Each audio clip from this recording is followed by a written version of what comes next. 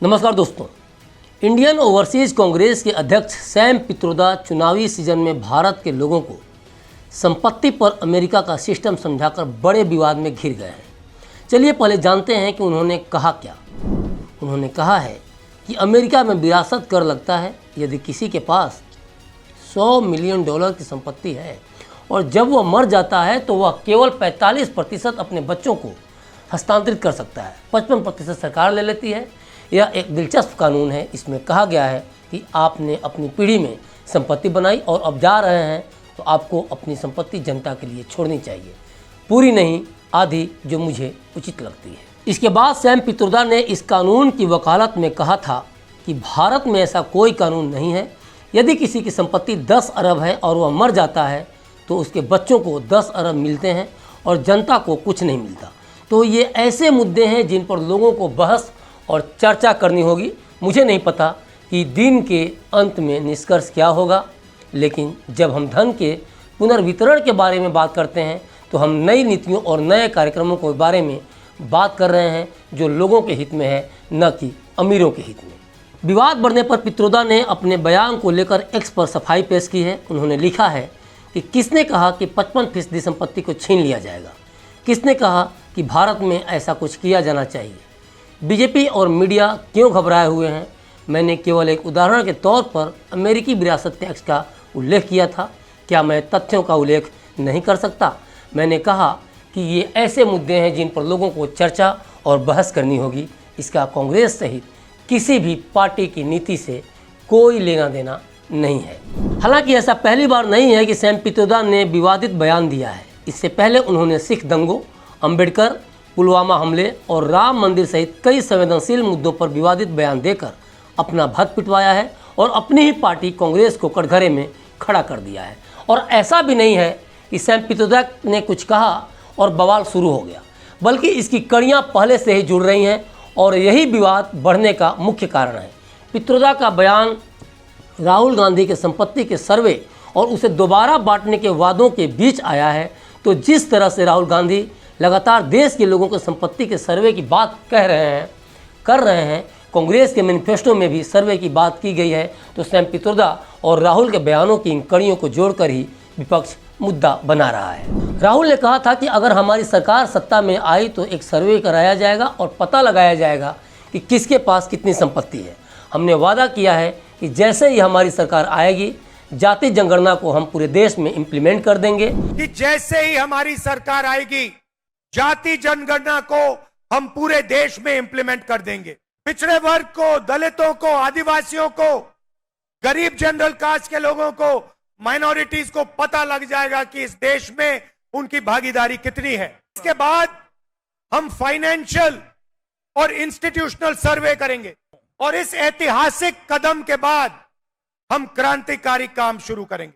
जो आपका हक बनता है वो हम आपके लिए, आपको देने का काम करेंगे। तो ये था राहुल का बयान।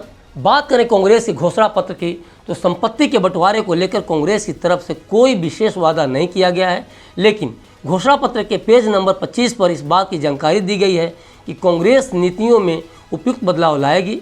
इसके साथ ही घोषणा पत्र में लिखा गया है कि सत्ता में आने पर आय और संपत्ति की असमानता के मुद्दे पर विचार करेगी। कांग्रेस के घोषणा पत्र में राष्ट्रीय स्तर पर आर्थिक और जातिगत सर्वे करवाने की बात कही गई है।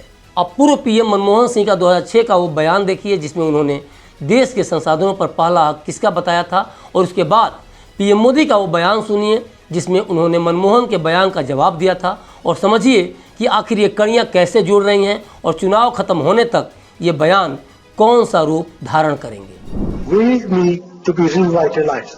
We will have to devise innovative plans to ensure that minorities, particularly the Muslim minority, are empowered to share equitably in the fruits of development.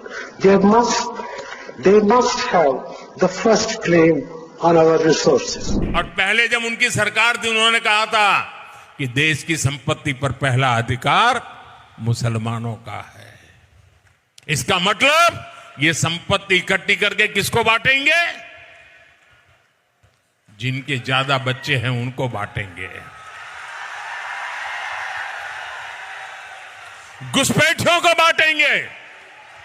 क्या आपकी मेहनत की कमाई का पैसा घुसपैठियों को दिया जाएगा?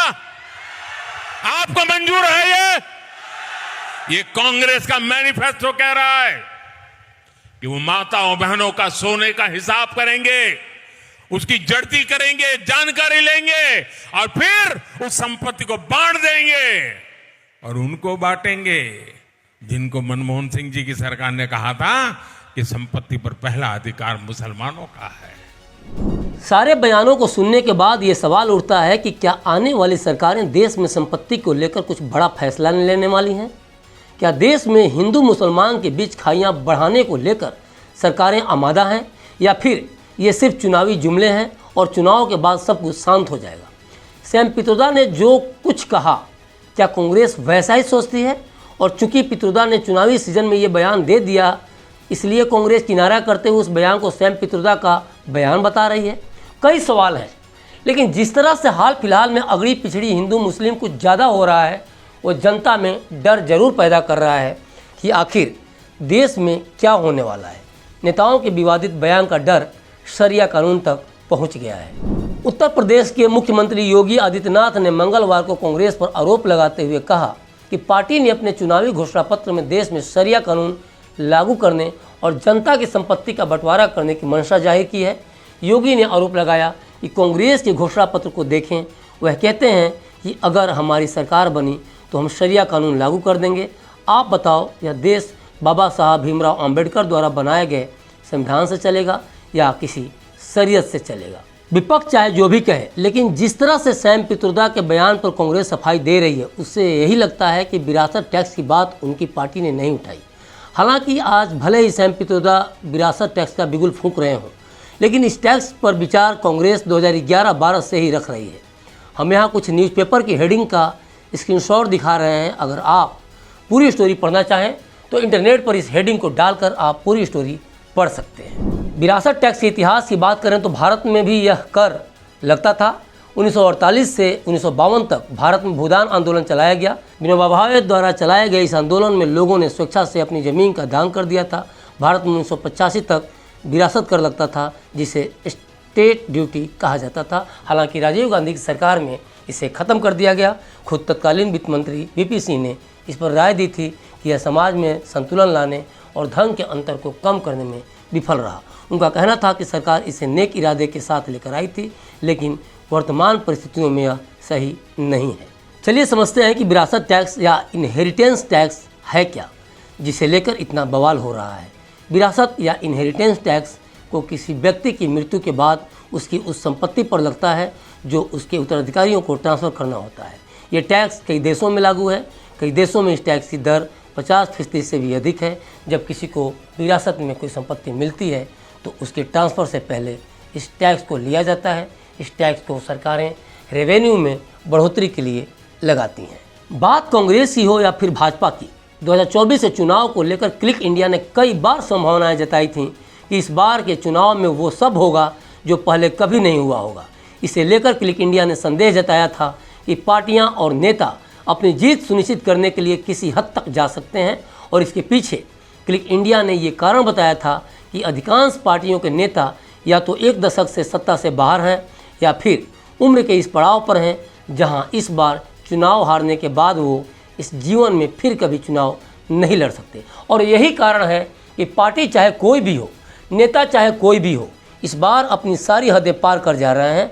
पीएम मोदी इशारों में बहुत कुछ कह जा रहे हैं। कांग्रेस एक तीर से दो शिकार कर रही है। उसका झुकाव एक खास समुदाय की तरफ से है, ऐसा लगातार आरोप लगाया जा रहा है। पहले चरण के चुनाव में वोटिंग प्रतिशत गिरा है तो पार्टियों की चिंता और बढ़ गई है। हर पार्टी के नेताओं का भाषण विवादित बयानों से पटा है और इसका असर आगे के 6 चरणों पर पड़ेगा, ये भी तय है। तो अभी तक के लिए बस इतना ही। देखते रहिए क्लिक इंडिया और मुझे दीजिए इजाज़त। शुक्रिया।